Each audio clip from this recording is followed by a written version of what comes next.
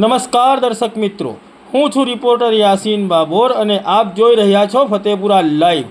આજના મહત્વના સમાચારની વાત કરીએ તો ફતેપુરા તાલુકા વિકાસ અધિકારી માત્ર નેતાઓને જ મળે છે અને માત્ર નેતાઓના જ કામ કરે છે તેવા આક્ષેપ સાથે ફતેપુરા તાલુકા જાગૃત યુવા ટીમના હોદ્દેદારે પ્રતિક્રિયા આપી અને સોશિયલ મીડિયાના માધ્યમથી દાહોદ જિલ્લા વિકાસ અધિકારીને જાણ કરી।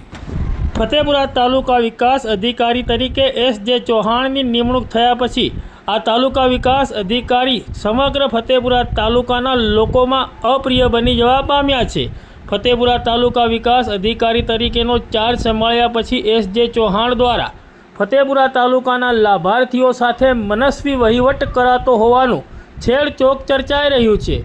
ફતેપુરા તાલુકા પંચાયતના સભ્યો, ફતેપુરા તાલુકાના તલાટીઓ તેમજ ફતેપુરા તાલુકાના સરપંચો તેમજ ફતેપુરા તાલુકાના નાના મોટા હોદ્દેદારો અને લાભાર્થીઓ ફતેપુરા તાલુકા વિકાસ અધિકારી એસ.જે. ચૌહાણથી ભારે ત્રાહિમામ પોકારી ઉઠ્યા છે। ત્યારે ફતેપુરા તાલુકાના આ તાલુકા વિકાસ અધિકારી એસ.જે. ચૌહાણ વારંવાર મિટિંગોના બહાને ફતેપુરા તાલુકાના તલાટીઓને મોડી રાત સુધી મિટિંગોમાં બેસાડી રાખે છે અને આ બાબતે છેક જિલ્લા કક્ષાએ સુધી રજૂઆત કરવામાં આવી હતી।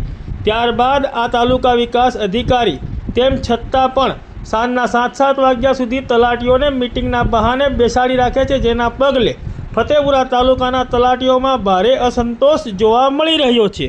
ત્યારે આજે તારીખ 21 માર્ચ 2025ના રોજ ફતેપુરા તાલુકા આદિવાસી જાગૃત યુવા ટીમના હોદ્દેદાર અશોક કિશોરીએ આક્ષેપ કરતા જણાવ્યું છે કે ફતેપુરા તાલુકા વિકાસ અધિકારી માત્ર નેતાઓને જ મળે છે અને માત્ર નેતાઓના જ કામ કરે છે। સામાન્ય નાગરિકોના તેમજ અન્ય હોદ્દેદારોના કે અન્ય લાભાર્થીઓના કામ ફતેપુરા તાલુકા વિકાસ અધિકારી કરતા જ નથી તેમજ ફતેપુરા તાલુકા વિકાસ અધિકારી કોઈને પણ મળતા જ નથી।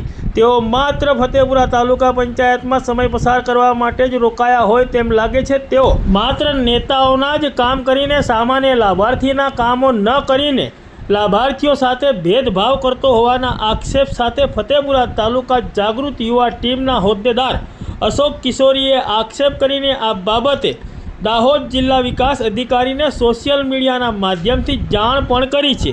ત્યારે હવે દાહોદ જિલ્લા વિકાસ અધિકારી દ્વારા આ બાબતે શું પગલાં લેવામાં આવે છે તે જોવાનું રહ્યું। જોહાર, જય આદિવાસી। હાલ ફતેપુરા તાલુકાની પરિસ્થિતિમાં જણાવતા દુઃખ થાય છે કે ઘણા સમયથી મનરેગાના કામોમાં લોલમલોલ ચાલી રહી છે। શરૂઆતની અંદર મજૂરીના કામો આપવાની ના પડી હતી એવી અફવા ફેલાઈ હતી, જેના કારણે સામાન્ય લાભાર્થીઓ દ્વારા આ કામને પડતું મુકાયું હતું।